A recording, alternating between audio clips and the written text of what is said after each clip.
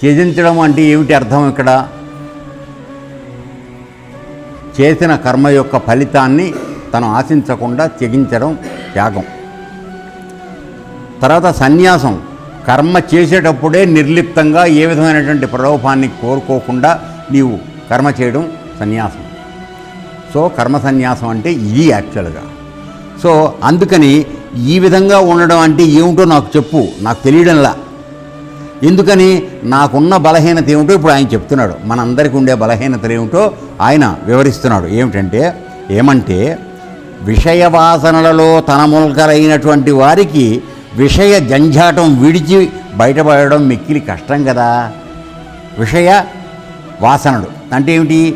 మనకి ఏ ఒక్క సంగతి కనపడినా దాన్ని పొందాలని, దాన్ని అనుభవించాలని, తర్వాత దాన్ని మనం దానికోసం ప్రయత్నం చేయాలని మనందరికీ ఎన్నో రకాలైన ఆసక్తులు ఏర్పడుతుంటాయి. ఏది? పంచ జ్ఞానేంద్రియాల ద్వారా. కళ్ళతో చూసింది పొందాలని అనుకుంటాం, చెవితో విన్నది కావాలనుకుంటాం మనం, అలాగే నోటితో కావాలనుకుంది అనుకుంటాం, ముక్కుతో తెలిసేదాన్ని మిర్చి బజ్జి వాసన వస్తే ఆటోమేటిక్గా అటు పక్కకు వెళ్ళిపోతాం మనం. సో ఈ విధంగా ఈ జ్ఞానేంద్రియాల అన్ని యొక్క ప్రలోభానికి పడిపోయి మనం విషయ వాసనలోకి వెళ్ళిపోతున్నాం. అటువంటి వాడికి ఏకాగ్రత ఎక్కడి నుంచి వస్తుంది? సన్యాసం ఎట్లా వస్తుంది అని ఆయన ప్రశ్నిస్తున్నాడు.